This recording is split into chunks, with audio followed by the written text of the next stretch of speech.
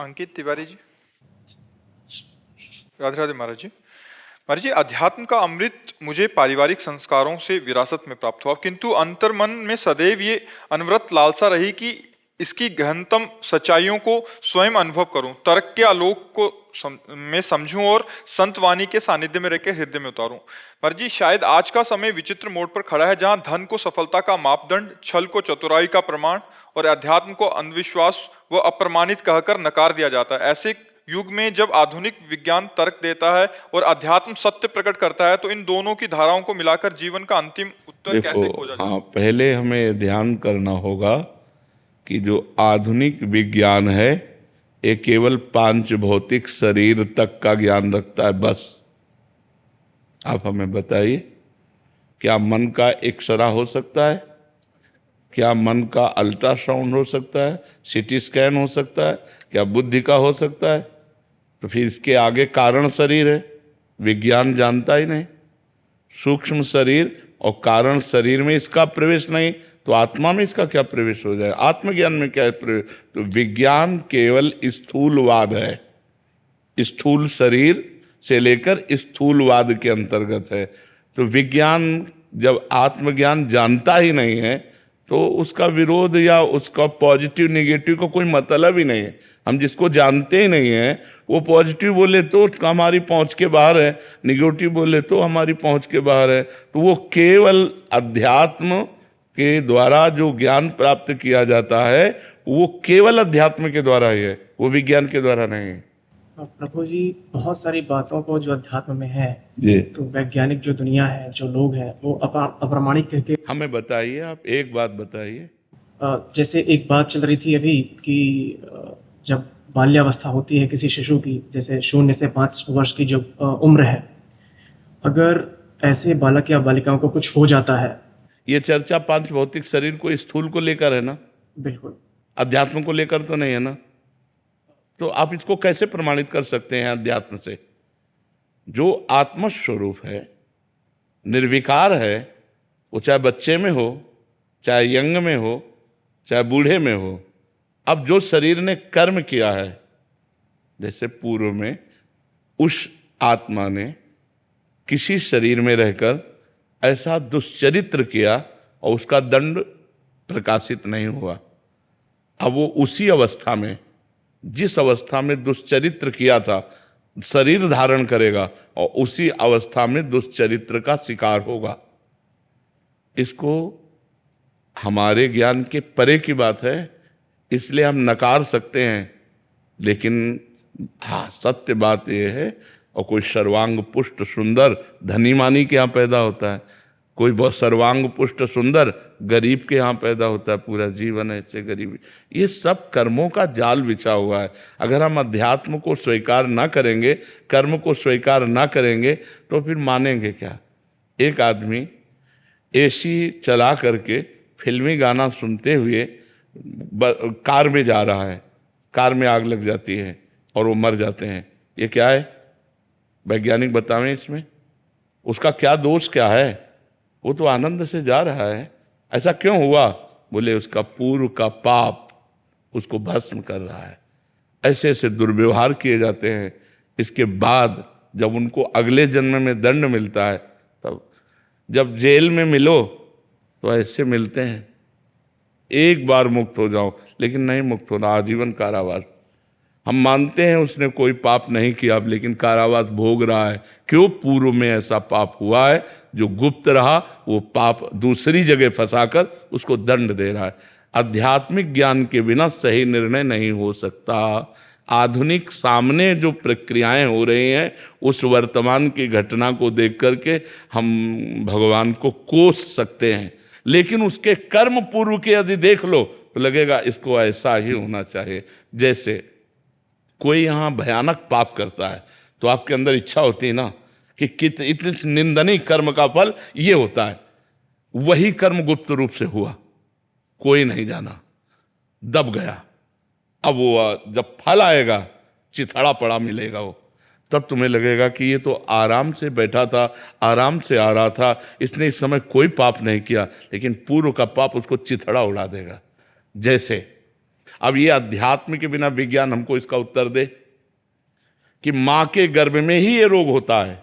पॉलिसिस्ट जो किडनी है, ये माँ के गर्भ में ही सृजन होता है। तो पूर्व का पाप, और ऐसी माँ तपस्विनी भजनानंदिनी, ऐसे पिता जिनके प्रताप से हम संत बने बचपन से, और उन्हीं का आशीर्वाद चल रहा है। तो ये भी प्रसाद उन्हीं का दिया हुआ है। तो ये प्रसाद क्यों मिला? क्योंकि हमारे कर्म थे। तो ऐसी माँ के गर्भ में आए, पॉजिटिव निगेटिव दोनों। तो निगेटिव में किडनी पॉलिसिस्ट हो गई, और पॉजिटिव में वो इतनी भक्त थी कि हमारे अंदर भक्ति के संस्कार हुए, और जगत पावन करने वाली भक्ति का प्रकाश हुआ। जगत पावन, जगत मंगल करने वाली भक्ति। तो इसमें विज्ञान क्या कर सकता है, हमें बताइए। अध्यात्म की पहुंच, एक आए थे भारतीय विज्ञान के संस्थान, इसरो। हाँ, उन्होंने बताया कि जहां से हमारा ऐसे हो जाता है, वहां से आपका प्रारंभ होता है। बोले जहां हम हाथ खड़े कर देते ना, वहां से आपका प्रारंभ होता है। आप भी वैज्ञानिक है और हम भी वैज्ञानिक है, लेकिन हम जहां तक पहुंचते हैं तो ये बात अलग है। क्या विज्ञान अध्यात्म का पांव पकड़ करके और युवाओं के साथ मिल करके भारत को पुनः विश्वगुरु बना सकते हैं क्या हम? हाँ, बिल्कुल बना सकते हैं, पर अध्यात्म से युक्त होने पर, अध्यात्म के बिना नहीं। जैसे गेहूं, किसान आदमी कोई है इसमें जो खेत बोता हो? एको किसान नहीं है।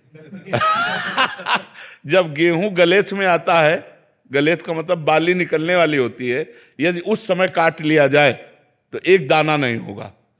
तो ये जो 12 वर्ष से लेकर 20-22 वर्ष तक की अवस्था है, ये जवानी कही जाती, किशोर अवस्था। ये पूरे जीवन की गलेथ समझो। अगर इस समय वीर ह्रास हो जाएगा तो फिर नष्ट हो जाएगा। अगर 1 महीना 2 महीना रुक जाए गलेथ के बाद, तो वही 40 मन 50 मन गेहूं होता है। तो ऐसे 20-22 तक अगर ब्रह्मचर्य रहा जाए और फिर गृहस्थी में जाए, तो वो कभी भी ऐसी कमजोरियों को प्राप्त नहीं होगा और बड़ी उन्नति होगी। देखो, ब्रह्मचर्य स्मृति को पुष्ट करती है, ब्रह्मचर्य नस नाड़ियों को पुष्ट करती है, ब्रह्मचर्य अध्यात्म को पुष्ट करता है। अब आज हमारे समाज में ब्रह्मचर्य किस जीव का नाम है, ये पहचानना मुश्किल है।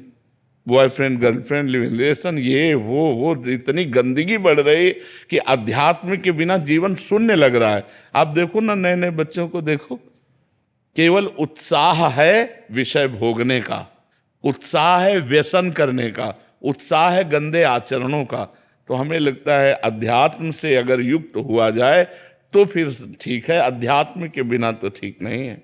मनमानी आचरण करने से कोई उन्नति प्राप्त नहीं। देखो, हमें सिद्धांत से चलना है। Money is loss, nothing is loss, health is loss, something is loss, और करेक्टर इज लॉस।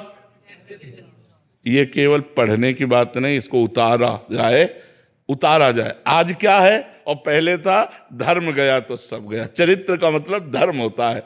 तो हमारी समाज धर्म से अपरिचित सी होती जा रही है।